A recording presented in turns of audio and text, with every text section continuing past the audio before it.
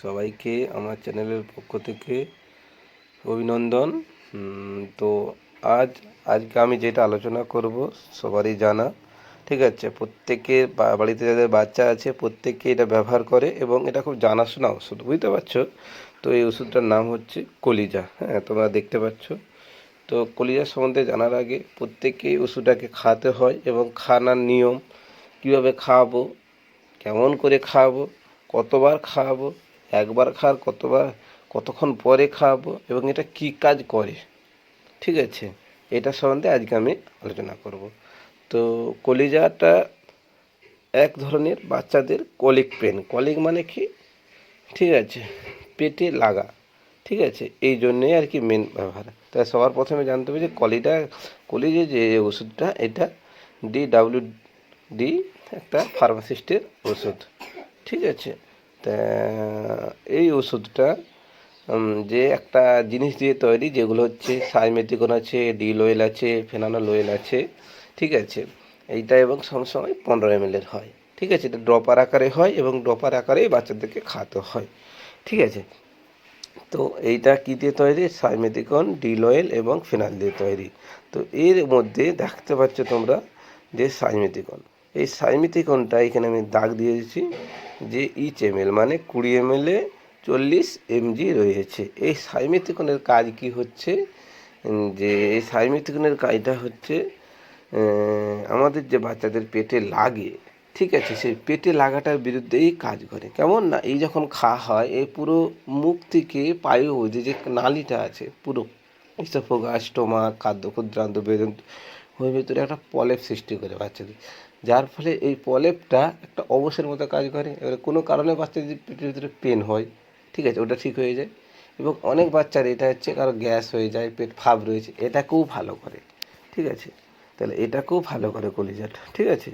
তাই কলিজাটা মেনলি কী কাজ করতে, কলিজার কী কী কাজ বলতে পারি না, কলিজা হচ্ছে এক ধরনের হচ্ছে পেট ফাঁপের জন্য কাজ করতে পারে, পেটে লাগা হয়ে করলে। আবার অনেকে আমরা বলি কান্নাকাটির ওষুধ, তাহলে কান্নাকাটির ওষুধ হিসেবে কাকে ধরা হয়? এই কলিজাকে। তাহলে কান্নাকাটির ওষুধ ধরা হয় কলিজাকে, ঠিক আছে। তাহলে কলিজা হচ্ছে কান্নাকাটি হিসাবে কাজ করে, ঠিক আছে। পেট ফাঁপ লাগলে সেটাকেও কাজ করবে।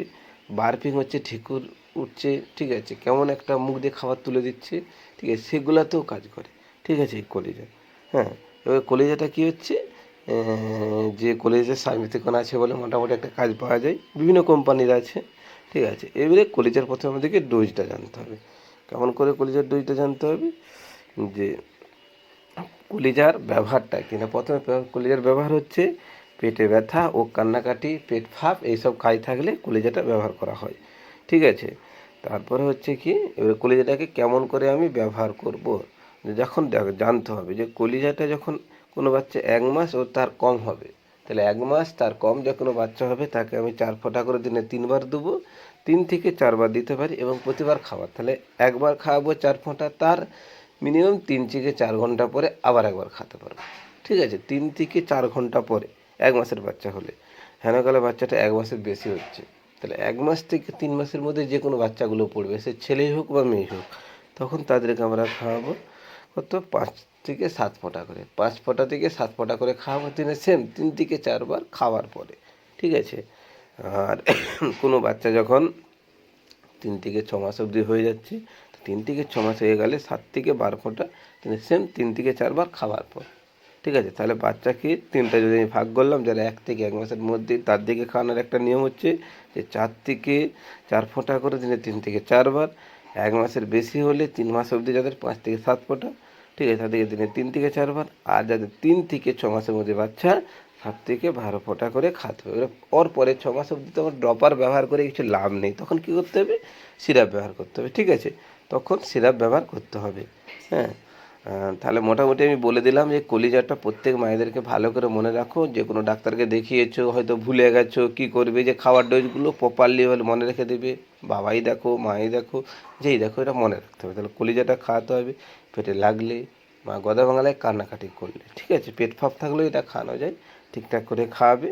হ্যাঁ, আর কোনো কিছু যদি জানার থেকে আমার কমেন্ট করে জেনে নেবে। আর আমার চ্যানেলটা যেটা দিয়েছি, আমার চ্যানেলটাকে সাবস্ক্রাইব করে রাখবে, যাতে তারপরে আমি ভিডিওটা তোমার দিকে আরও কিছু শেয়ার করতে পারি। ওকে, থ্যাংক ইউ।